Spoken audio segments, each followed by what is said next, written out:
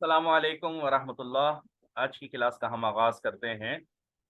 जैसा कि कैलिफेट वाला चैप्टर चल रहा है जिसके अंदर मुख्तलिफ कैलिफ्स के जो ज़माने गुजरे हैं उनके बारे में हम डिस्कस कर रहे हैं। तो अभी आज का हमारा टॉपिक जो है कैलिफेट ऑफ हज़रत उमर रज़ी अल्लाह तआला अन्हु है कि उमर रज़ी अल्लाह तआला अन्हु ने किस तरीके से खिलाफत चलाई, किस तरीके से खिलाफत संभाली और किस तरीके से इनकी सिलेक्शन हुई थी। इन सब चीज़ों को हम आज डिस्कस करेंगे। तो सबसे पहले तो ये समझ लीजिए मेन हेडिंग्स क्या-क्या हैं हज़रत उमर रज़ी अल्लाह तआला अन्हु की कैलिफेट के हवाले से।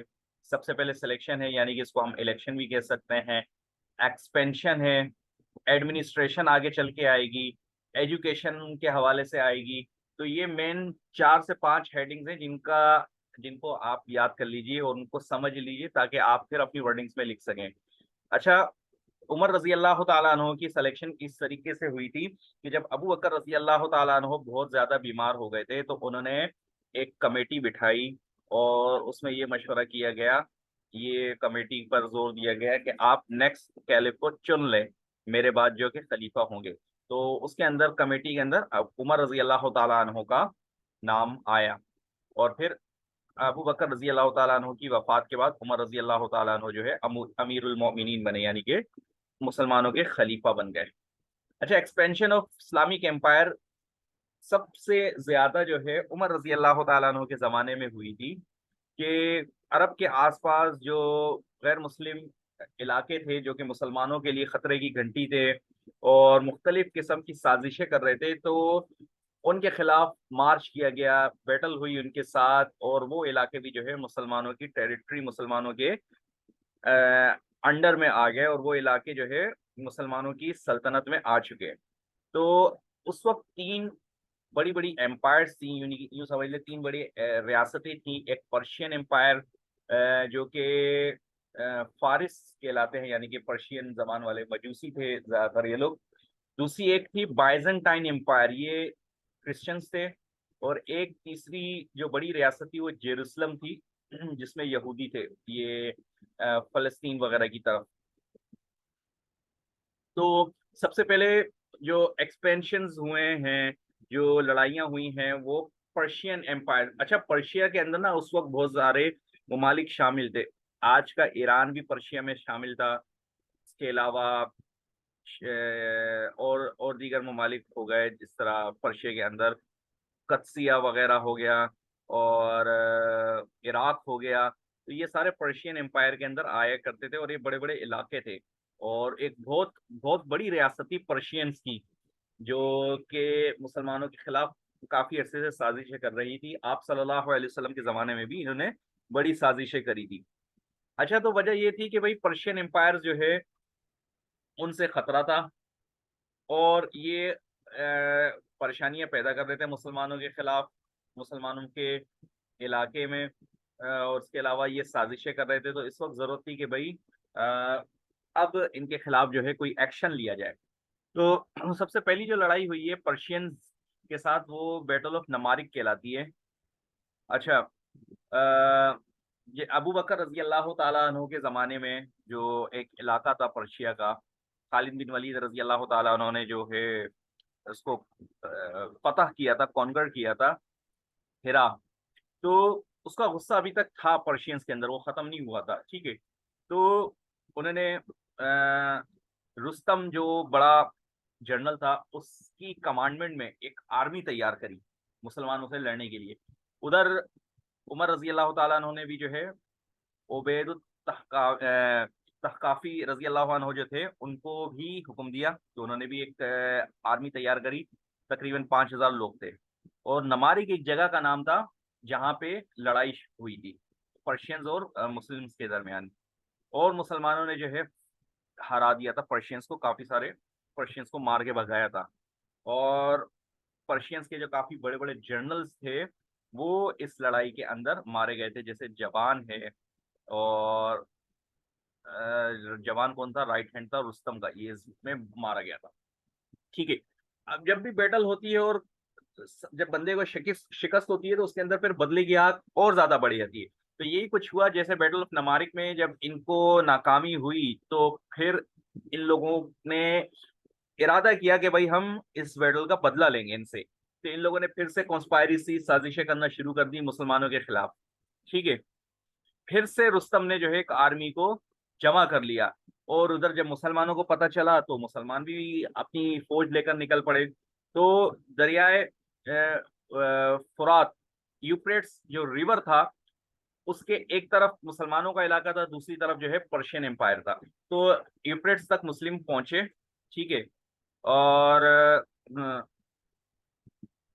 दूसरी तरफ से जो है पर्शियन वॉरियर जो था, बहमन, वो दूसरी तरफ से आ गया। ठीक है। इधर इधर से भी जो है अबू उबैदा, अबू उबैद रजी अल्लाह तआला अन्हु जो है मुसलमानों की कमांडमेंट कर रहे थे। तो उसने कहा, बहमन ने, कि पहले क्रॉस कर रहे हो उसको, दरिया को, ब्रिज को, या फिर हम क्रॉस करें? तो उन्होंने कहा कि नहीं, मुसलमानों ने कहा हम करते हैं। दरिया क्रॉस किया और सामने से जो है उन पर फिर बड़ा शदीद किस्म का हमला हुआ। और इसमें काफी सारे मुसलमानों को नुकसान हुआ और काफी सारे मुसलमान शहीद हुए और ये बैटल हार गए थे। तो इसी वजह से इस बैटल को बैटल ऑफ ब्रिज कहा जाता है। ठीक है। और सिर्फ 3,000 लोग बचे थे 9,000 में से, इतने सारे लोग शहीद हुए थे। अच्छा, अब अगली इसके बाद क्या हुआ? जब पर्शियंस ने देखा कि मुसलमानों को अच्छी खासी शिकस्त हो गई है, ये तीसरी बैटल की अब मैं बात करने लगा हूँ, बैटल ऑफ बुएब। तो उनका हौसला थोड़ा सा और बढ़ गया पर्शियंस का। उन्होंने कहा कि ये तो मुसलमानों को हमने हरा दिया, चलो मजीद दोबारा इनके खिलाफ जो है जंग व जिदाल करते हैं हम। तो उन्होंने दोबारा से कॉन्स्पायरेसी करना शुरू कर दी, साजिशें करना शुरू कर दी। तो फिर मुसलमानों ने भी अपनी तरफ से दूसरी तरफ तैयारी कर ले और दोबारा उसी मकाम पर जमा हुए, रिवर ऑफ यूफ्रेट्स। और मुसलमान तकरीबन 20,000 थे, जबकि पर्शियन जो है 2 लाख थे। दोबारा से वही पूछा गया कि हाँ भाई, ब्रिज को कौन क्रॉस करेगा? इस बार जो है मुसलमानों ने क्रॉस करने से इनकार कर दिया और पर्शियंस ने ब्रिज क्रॉस किया। जब पर्शियंस ब्रिज क्रॉस करके आए तो इनके ऊपर ठीक अच्छा खासा हमला हुआ और पर्शियंस जो है हार गए, मुसलमान जीत गए। और इनकी आर्मी का एक मेन बंदा था, महरन, वो बंदा भी मारा गया। और मुसलमानों के सिर्फ चंद 100 लोग शहीद हुए थे। और ना सिर्फ मुसलमानों को इस जंग में कामयाबी हुई, बल्कि वेस्टर्न पार्ट जो था पर्शियन का, यानी कि जो कि अरब के करीब करीब था, वो मुसलमानों के हाथ में चला गया। यानी कि जो आज के जमाने में इराक समझा जाता है, वो मुसलमानों के हाथ में आ गया। अच्छा, इसी तरह चौथी बैटल जो थी, बैटल ऑफ कदसिया, ये भी पर्शियन लोगों के साथ हुई थी। अच्छा, इसमें क्या हुआ था? पर्शिया का किंग जो था यजदीगर थ्री, यानी कि तीसरा किंग जो था, उसका नाम यजदीगर था, उसको यजदीगर थ्री बोलते हैं। इसने फिर से जो है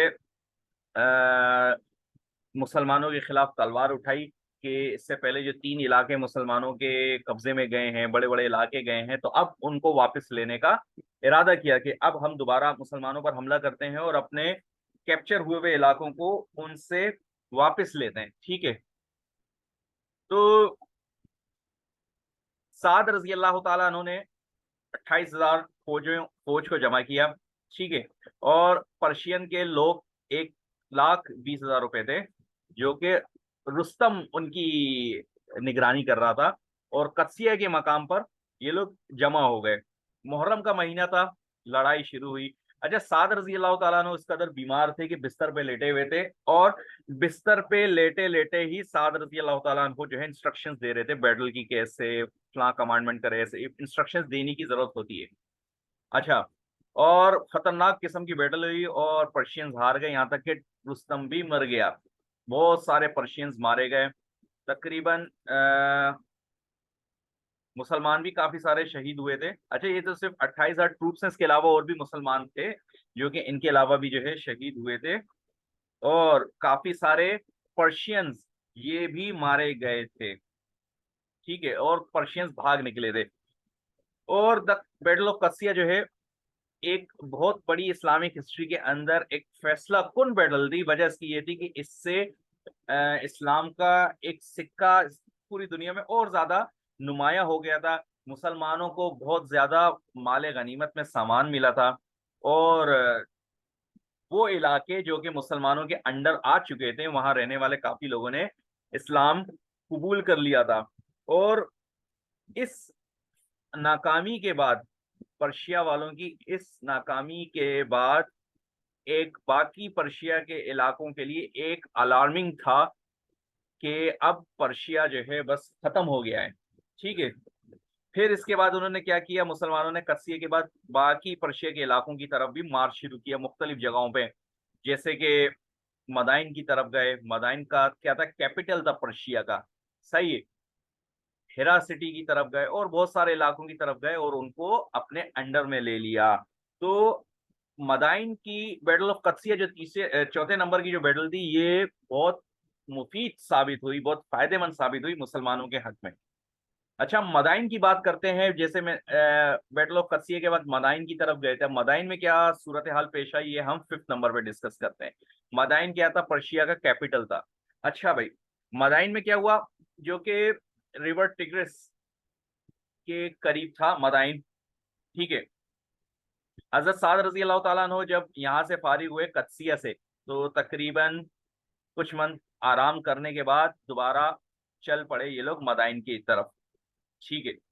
अब आप लोगों ने जो बैटल्स में पढ़ा होगा कि मुसलमानों ने एक इलाके को फतह करने के बाद दूसरे इलाकों की तरफ मार्च किया, तो उसका मतलब ये नहीं होता था कि आज फतह हुई कल मार्चिंग के लिए निकल गए। बाज दफा महीनों महीनों स्टे होता था, उसके बाद जाके आगे की तरफ मार्च करते थे। तो जहां कहीं भी आप ये पढ़ें कि एक फतह करके दूसरे इलाके की तरफ गए, तो इसका मतलब ये नहीं कि लाजिम, ऐसा भी हो सकता है कि आज फतह करके कल गए, लेकिन लाजिम नहीं है। एक एक दो दो महीने का स्टे भी हो सकता है। ठीक है। अच्छा, हुआ क्या कि मदाइन की तरफ जब पहुंचे, तो मदाइन क्रॉस करने के लिए एक ब्रिज बना हुआ था। पर्शियंस ने क्या किया, उस ब्रिज को ही तोड़ दिया। और दरिया बहुत ज्यादा गहरा था, लेकिन उससे मुसलमानों के हौसलों में कोई फर्क नहीं पड़ा। मुसलमानों का हौसला बहुत बुलंद था। साद रजी अल्लाह तआला अन्हु ने क्या फरमाया, क्या कहा लोगों से अपने, कि अल्लाह ने रेड सी में मूसा अलैहिस्सलाम के लिए रास्ता बनाया था और उनके फॉलोअर्स के लिए। तो लिहाजा अल्लाह तो लाजमी हेल्प करेगा हमारी, क्यों, क्योंकि हम तो उसके आखिरी नबी के फॉलोअर्स हैं। फिर इन्होंने क्या ऑर्डर किया कि दरिया के अंदर उतार दो, मतलब घोड़ों को दरिया में उतार दो। और फिर मुसलमानों ने दरिया के ऊपर घोड़ों समेत इस तरह वॉक किया जैसे कि जमीन के ऊपर चल रहे हों। और जब पर्शियंस ने देखा मुसलमानों को कि वो दरिया के ऊपर चलते हुए आ रहे हैं, तो उन्होंने तीरों की बारिश कर दी मुसलमानों के ऊपर जैसे ही पहुंचे। और हजरत साद रजी अल्लाह तआला उन्होंने पहले ही वहां करीब की पहाड़ में 600 आर्चर्स तीर अंदाज बिठाए हुए थे। उन्होंने भी हमला कर दिया पर्शियंस पर। और पर्शियंस जो है हमले को से संभल ना सके और वहां से भाग गए। मुसलमानों ने रिवर टिग्रस बआसानी जो है पार कर लिया। और जो यजदी करके जो मिनिस्टर्स थे वो पहले ही सारे के सारे भाग चुके थे, और ये इलाका भी जो है मुसलमानों के अंडर में आ चुका था। ठीक है। छठे नंबर पे जलूला। ये अभी तक हम सारा जो है पर्शिया के जो मुख्तलिफ इलाके थे जिनसे बैटल्स हुई थी, उन सब के बारे में हम पढ़ रहे हैं। अच्छा, जलूला में क्या हुआ था, खरजत जो कि रुस्तम का भाई था, उसने भी फौज जमा कर ली भाई। हर बंदा उठता था, फौज जमा कर लेता था। क्यों, क्योंकि अब हमारे जो इलाके मुसलमानों के कब्जे में गए, अब उनको वापस लिया जाए, अब उनको वापस लिया जाए। तो हर कोई इसीलिए जो है जब भी कुछ बैटल होती उसके कुछ अरसे बाद जो है वो लड़ाई के लिए फिर से तैयार हो जाते हैं।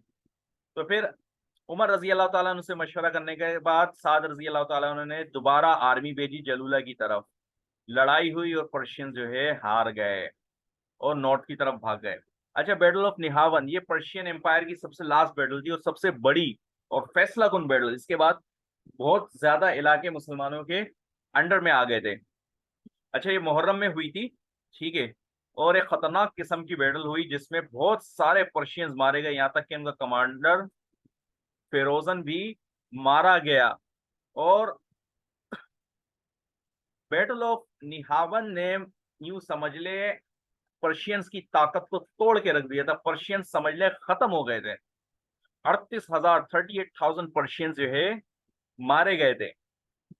फिर उमर रजी अल्लाह ताला उन्होंने अपने कमांडर्स को क्या ऑर्डर दिया कि जो रिमेनिंग प्रोविंसेस हैं, जो रिमेनिंग इलाके हैं पर्शिया के, उन उसकी तरफ भी जाए, मार्च किया जाए, उन सब इलाकों को मुसलमानों की सल्तनत में अंडर में ले लिया जाए। तो फिर ये हुआ और बाकी के जो इलाके थे वो भी सारे मुसलमानों के अंडर में आ गए। और उमर रजी अल्लाह तआला अन्हु को विक्ट्री हुई और पूरा पर्शिया जो है मुसलमानों के कब्जे में आ गया। अच्छा, सेकंड नंबर पे हमने कहा था पर्शियन एम्पायर, तो वो हो गए फारिस के लोग, जिसमें मजूसी लोग हैं ज्यादातर। दूसरे नंबर पे बाइजेंटाइन एम्पायर, एक बहुत बड़ी एम्पायर थी, ये क्रिश्चियंस थे। ठीक है, अब इसमें कौन कौन से एरियाज आते हैं ये हम चल के देखते हैं बाइजेंटाइन के अंदर। ये देखें, बाइजेंटाइन बाइजेंटाइन से भी लड़ाई की वजह यही थी कि ये लोग सीरिया और फलस्तीन के बॉर्डर्स पर रह रहे थे। ठीक है, और इनके रिश्तेदार जो कि अरब के अंदर रहते थे, उनकी मिली भगत से इन्होंने मुसलमानों पर हमला करने के लिए कुछ साजिशें करी, मुसलमानों को नाकाम करने के लिए बहुत सारी इनकी प्लानिंग शुरू हो गई। तो फिर अब इनकी प्लानिंग को खत्म करना था, इसका भी इलाज करना था। तो इस सिलसिले में जो है उनसे लड़ाइयाँ हुई, काफी सारे इलाकों में बैटल्स हुई। तो उन्हीं बैटल्स की सीरीज में से एक सबसे पहले जिसकी हम बात करेंगे, बैटल ऑफ यरमूक है। अच्छा, इस बैटल के अंदर मुसलमानों के जो कमांडर थे, अच्छा देखें, एक होता है कैलिफ। फिर कैलिफ जो है, जब किसी काफले को, जंगी काफले को भेज रहे होते हैं, तो वो कोई एक लीडर उनको बनाकर भेज देते, किसी एक बंदे को, जो लीडर होता है उसको बोलते हैं कमांडर। अच्छा, खालिद बिन वलीद रजी अल्लाह तआला अन्हु को भेजा डेमस्कस की तरफ। डेमस्कस जिसको उर्दू में दमश्क कहते हैं, ये बाइजेंटाइन एम्पायर के अंदर आता था। ठीक है, और उन्होंने सीज किया। सीज कहते हैं मुहासरा करना, यानी कि इलाके के चारों तरफ से घेरे में ले लेना। घेरे में लेने का मकसद ये होता है कि या तो सरेंडर कर दो अपने आप को, हार मान लो, या फिर आके और हमको टैक्स दे के रहो, टैक्स दो और रहते रहो सुकून से, हम कुछ नहीं कहेंगे, या फिर आ जाओ लड़ाई कर लो हमसे। या सबसे पहले ऑप्शन होता था इस्लाम कबूल कर लो, या फिर इस्लाम कबूल नहीं करते तो अपने मजहब पे रहो लेकिन टैक्स दो, ये भी नहीं करते तो आओ फिर लड़ाई कर लो, जंग कर लो। अच्छा, फिर मुसलमानों ने जो है, सॉरी, दमस्कस वालों ने जो है मुसलमानों की शराइत को मान लिया और फिर टैक्स देकर रहने लगे, और दमस्कस का एरिया भी जो है मुसलमानों के अंडर में आ गया। फिर दमस्कस के बाद खालिद बिन वलीद रजी अल्लाह तआला अन्हु ने जो है नॉर्थ की तरफ सफर शुरू किया, और एक इलाका था एमलिया, हिम्स जिसे बोलते हैं, सीरिया की एक इंपॉर्टेंट सिटी में से था। तो उस तरफ जब गए तो सीरिया के लोगों ने बड़ा अच्छे से वेलकम किया, और बहुत अच्छे से मुसलमानों के साथ नरमी के साथ बर्ताव किया। और उन वजह इसकी ये थी कि मुसलमान जो है जस्टिस के साथ, नरमी के साथ सबको ट्रीट करते हैं। और फिर मुसलमानों ने वहां भी जो है अपनी पॉलिटिकल असर रसूख बिठा लिया। अच्छा, अब हिरेक्लस जो था, अब ये तो मुसलमानों का दुश्मन था। अब इसने क्या किया, एक तरफ तो मुसलमानों की फतूहात हो रही थी, दूसरी तरफ हेरेक्लस ने जो है बाइजेंटाइन का जो एम्पर था, इसने एक बड़ी आर्मी को जमा किया है एंटियोच के मकाम पर। एक तरफ से मुसलमानों की फतह हो रही है, दूसरी तरफ से हेरेक्लस जो है मुसलमानों के खिलाफ फौजें जमा कर रहा है। एंटियोच एक जगह थी सीरिया में, नॉर्दर्न सीरिया में थी। तो ये आर्मी जो है साउथ की तरफ गई, एमसीए की तरफ। क्यों? क्योंकि लास्ट में मुसलमान कहाँ पहुंचे थे, एमसीआ। तो इस तरफ इसकी आर्मी हेरेक्लस की मुसलमानों का मुकाबला करने गई, और वो इलाका जो कि खालिद बिन वलीद रजी अल्लाह तआला अन्हु के कब्जे में आ चुका था, सीरियन आर्मी ने उस तरफ से बचते हुए, इस इलाके से हटते हुए आगे जाके दमश्क पहुंचे, और यरमुक की जगह पे जाके वो लोग ठहर गए। और कहा जाता है कि उस वक्त बाइजेंटाइन की आर्मी जो हमला करने आई थी, लड़ने मुसलमानों के साथ, 2,60,000 थे, 260, और मुसलमान जो है सिर्फ 30,000 थे। और एक महीने के बाद, मुहासरे के बाद, लड़ाइयों के बाद, इंतजार करने के बाद एक खतरनाक किस्म की लड़ाई हुई, और गरम और तूफान वाला दिन था। खतरनाक किस्म की लड़ाई हुई, और उस तूफान ने जो है बाइजेंटाइन आर्मी को एक तरीके से मिट्टी आंखों में गई, ब्लाइंड कर दिया था। और इस खतरनाक लड़ाई के बाद जो है मुसलमान जो है जीत गए। और ये एक इस्लामिक हिस्ट्री की एक बहुत बड़ी जंग, जिसको मुफीद, मतलब बाद में उमर रजी अल्लाह ताला अन्हु के जमाने में कही जाती है। 1,40,000 लोग बाइजेंटाइन आर्मी के मरे, जबकि मुसलमानों के से 3,000 सोल्जर जो है शहीद हुए थे। और मुसलमानों ने जिसमें हेरेक्लस वहां से भाग खड़ा हुआ, और मुसलमानों को एक बहुत बड़ी कामयाबी हुई थी। अच्छा, इजिप्ट, इजिप्ट भी बाइजेंटाइन एम्पायर के अंदर होता था। अब इजिप्ट जो बच गया था, इजिप्ट के इलाके से भी मुसलमानों को हमले का खतरा था, क्योंकि बाइजेंटाइन एम्पायर का एक बहुत बड़ा प्रोविंस था, सूबा था, और बाइजेंटाइन नेवी की एक का बहुत बड़ा मरकज भी था यहाँ पे। तो रोमन्स जो थे वो मुसलमानों के खिलाफ साजिशों में लगे हुए थे। उन्होंने दोबारा से अब क्या किया, मुसलमानों के ऊपर जो है हमला करने की प्लानिंग करी कि हम इजिप्ट के रास्ते से जाएंगे और मुसलमानों के इलाकों में जाके हमला करेंगे। तो हजरत अमर बिन अल आस रजी अल्लाह ताला अन्हु ने जो है खलीफा से परमिशन ली और फलस्तीन की तरफ 40,000 लोगों के साथ चल पड़े। जैसे ही इजिप्ट पहुंचे, वादी अल अरीश के रास्ते से, छोटे मोटे रास्ते में जो गांव आते गए, उनके साथ अगर लड़ाई हुई तो हुई, उनको भी जो है मुहासरा किया। और फिर एक रोमन्स का इजिप्ट के अंदर एक चमफोर्ट से फुस्तात के मकाम पर, तो वो उनका भी मुहासरा किया और वो फोर्ट भी जो है कॉन्कर कर लिए गए, यानी कि फतह हो गए। और फिर फुस्तात का जो एक बहुत बड़ा इलाका था, यानी कि जहां से ये आर्मी जो है पहुंची थी रोमन्स की, वो एरिया जो है मुसलमानों के कब्जे में आ गया। और इससे जो है जो आर्मी थी उनकी, रोमन्स की, उसको मजीद गुस्सा चढ़ा।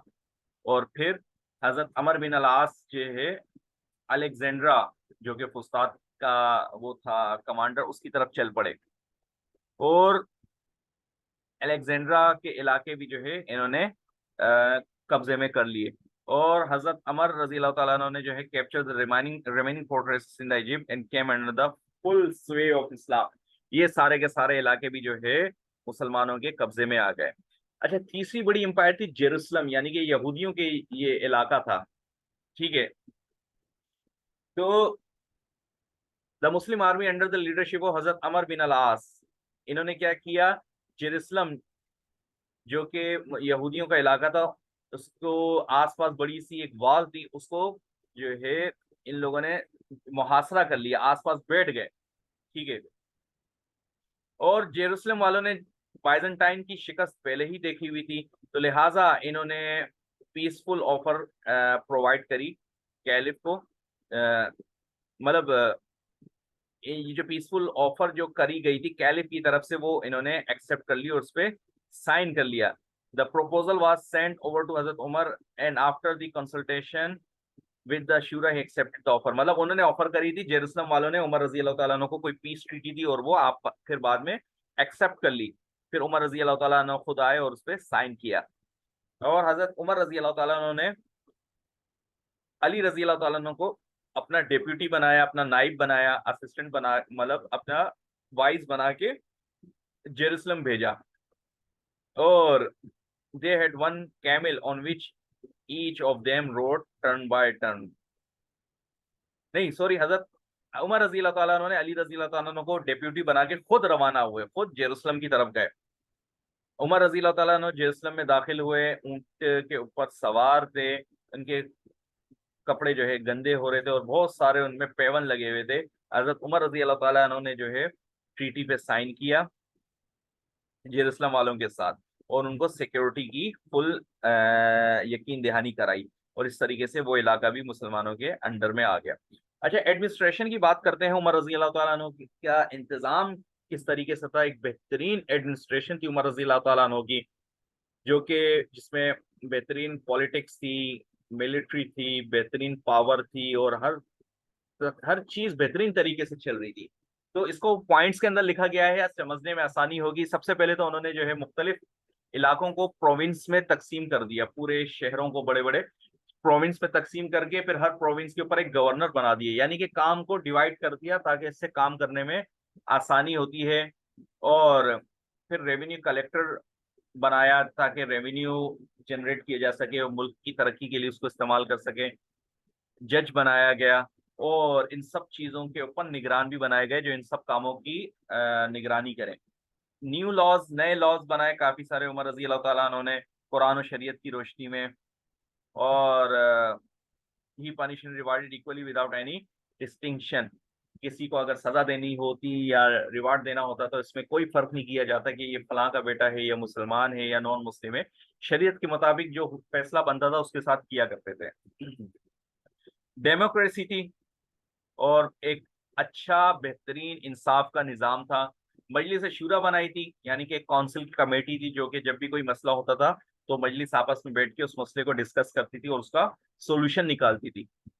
फाइनेंशियल डिपार्टमेंट हजरत उमर रजी अल्लाह तआला अन्हु ने बनाया था, जिसको दीवान यानी कि ऑफिस कहते हैं पब्लिक ट्रेजरी का, बैतुल माल, यानी कि जो रेवेन्यू जनरेट होता था, जो प्रॉफिट होता था मुल्क को, वो बैतुल माल के अंदर जमा होता था। लोग जो टैक्स देते थे वो जमा होता था, फिर उस टैक्स को जो है लोगों की फलाह बहबूद के लिए इस्तेमाल हुआ करते थे।